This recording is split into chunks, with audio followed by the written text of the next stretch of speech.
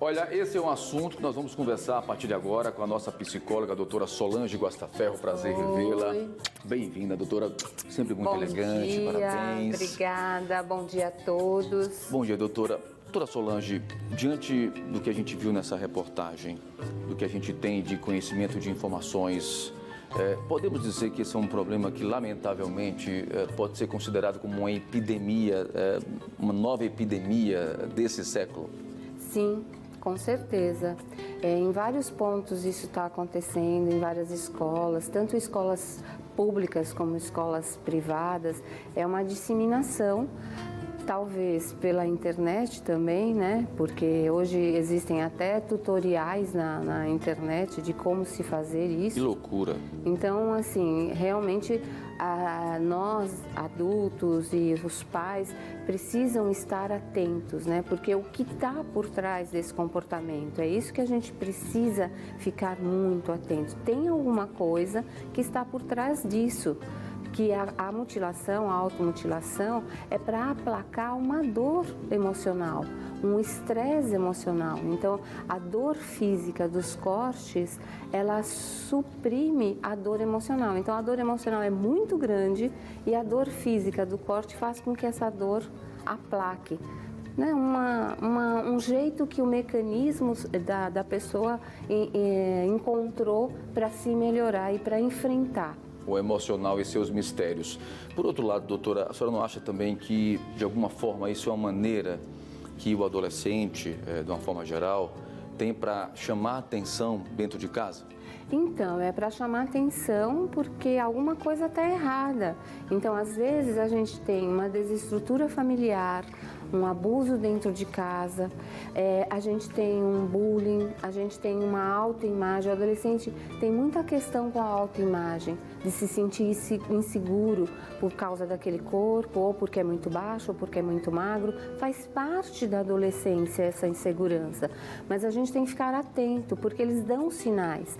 A criança ou o adolescente fica muito trancado no quarto, ele está usando manga comprida, com calor, tudo são sinais, né? As notas na escola diminuem, então alguma coisa ele precisa falar, ele precisa externalizar. Então ele faz isso para chamar atenção, mas aí os pais não podem falar, tá chamando atenção, né? Tem que ser com acolhimento. Precisa ter um olhar um pouco mais sensível para esses casos, né?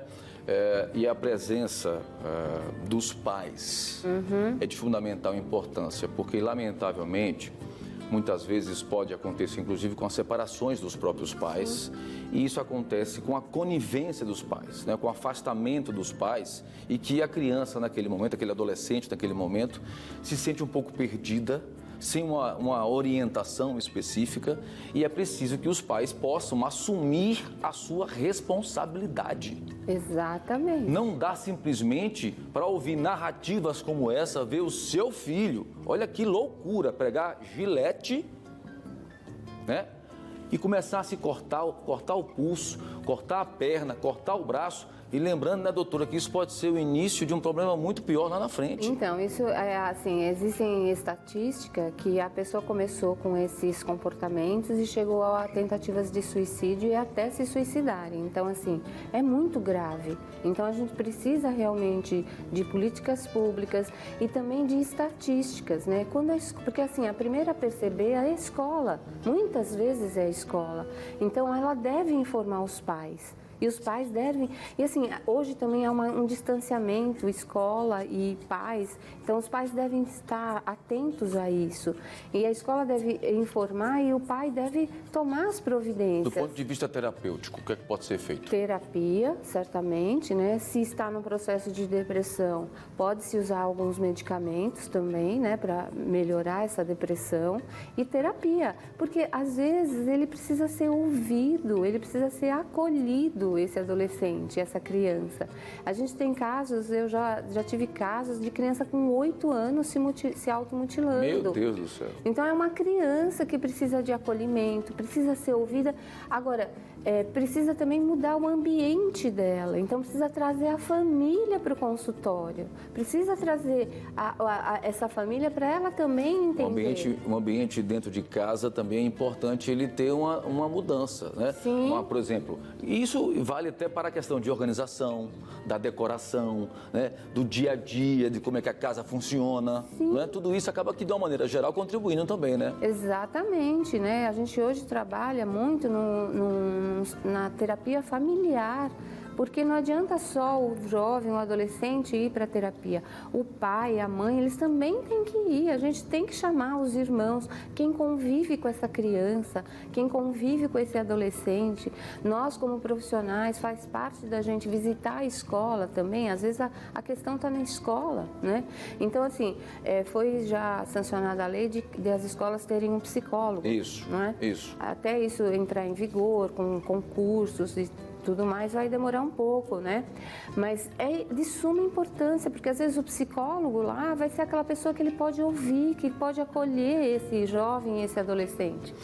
Pois é, esse é um assunto realmente traumático, é um assunto polêmico que precisa de fato ter um olhar um pouco mais atento dentro de casa e não ter medo de procurar um profissional para conversar, para discutir e o quanto antes melhor, né, doutor? Exatamente. Então, assim, o pai e a mãe às vezes fica assim, ele está lá no quarto, tá tudo bem, né? Assim, fica sossegado.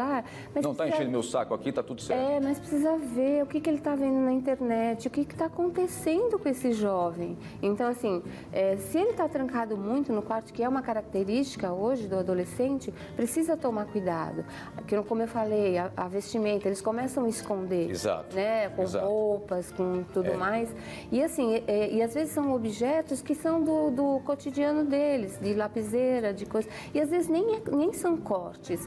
Eles se coçam até sangrar, entendeu? É impressionante. Olha, a cabeça não é brincadeira, não. Olha, gente, para a gente encerrar a participação da nossa querida doutora Solange Guastaferro, nós vamos mostrar agora um projeto piloto, né, doutora, que acontece em Cururipe, que tem desenvolvido um trabalho bacana, muito importante com os moradores daquela região que estão passando por problemas pessoais e que, de fato, precisam do apoio psicológico.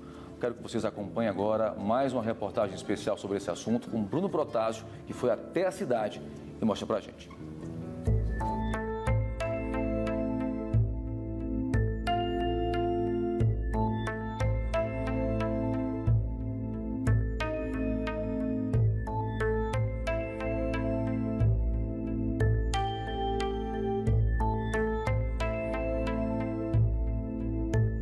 As marcas no braço da adolescente de 12 anos são de um período difícil.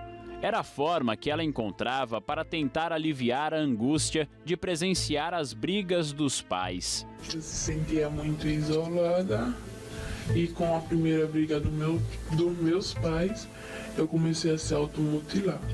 O sofrimento aumentava porque ela não se sentia confortável para falar dos problemas com ninguém.